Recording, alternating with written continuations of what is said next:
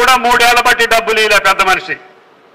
అది ఇతర రాష్ట్రాల నుంచి రావాలి, జీలుకు కానీ, జనుం కానీ, పిల్లిబిసరు కానీ, వాటికి కూడా బాకీ పెట్టి ఇంటికి వెళ్ళిపోయిండు. మొన్న మేము అడిగితే సప్లై చేస్తారంటే మాకు పాత బాకీ ఇవ్వమంటున్నారు. ఊరు మీ దుంప దగ్గర ఇస్తాలే, మాకు వానలు కురుస్తున్నాయి, అర్జెంటుగా పంపించమని చెప్పి నిన్న మొన్న జీలుగా, పచ్చిబిసలు, పిసిరా మొత్తం జనువులు అన్నీ కూడా మీ ఆంధ్రానికి పంపించాం. ఎందుకంటే మనోళ్ళు మళ్ళీ దుక్కులు చేసుకొని చల్లుకుంటారని. ఇటువంటి అన్ని బాకీలు పెట్టి ఈరోజు మన కోసం మురుసల కన్నీళ్లు గారుస్తున్నారు. ఈ 500 బోనస్ 5 ఏళ్ల క్రితం ముఖ్యమంత్రి గారు అప్పుడు కేసీఆర్ గారు అనౌన్స్ చేశారు. వచ్చినాయా?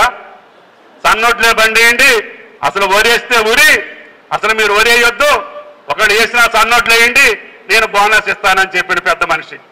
ఇవాళ మనం ఇస్తానంటే కన్నీళ్లు గారుస్తుండు. రైతులందరూ అగొద్దొక్క పాలయ్యారని బాధపడుతుండంట, కళ్ళమ్మని నీళ్ళు వస్తున్నాయి అంట. మా కోసం మీరు కళ్ళ నీళ్లు పెట్టుకోవద్దు, దయచేసి 500 సన్నోట్లు బండిచ్చేటటువంటి వాళ్ళందరికీ మేము ఇస్తామని చెప్పి నిన్ననే క్యాబినెట్ లో రిజల్యూషన్ చేశాం.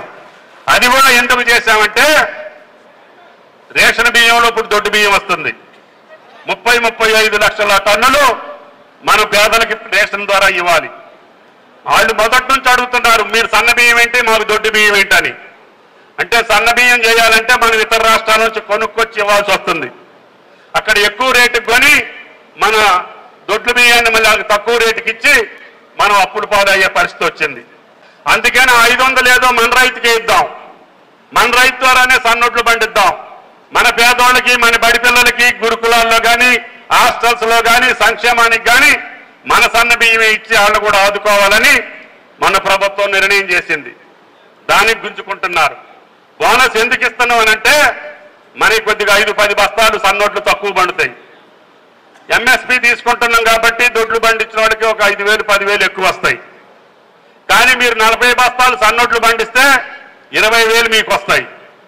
కాబట్టి రైతులందరూ సన్నోట్లు పండిస్తే మన అవసరాలు తీరటమే కాకుండా దేశంలో, ప్రపంచంలో మన సన్నోట్లకి గిరాకీ ఉంది. మన రైతు బాగా లాభపడతాడు, మన రైతుకి లాభం వస్తుంది.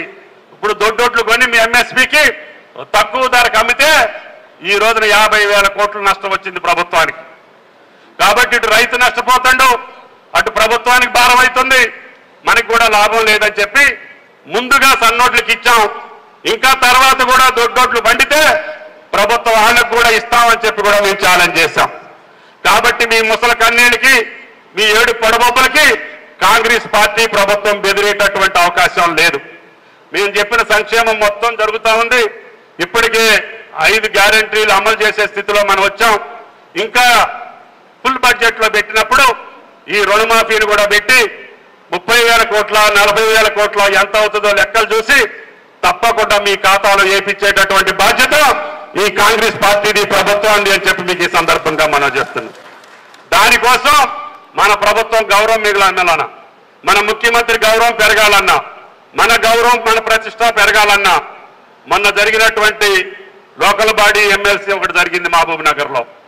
నిన్న జరిగినటువంటి కంటోన్మెంట్ లో ఒక ఎమ్మెల్యే ఎన్నిక జరిగింది. ఇవాళ జరుగుతున్నటువంటి మల్లన్న గారి ఎన్నిక జరుగుతుంది ఎమ్మెల్సీగా. నిన్ననే పార్లమెంట్ అభ్యర్థుల ఎన్నికలు జరిగినాయి.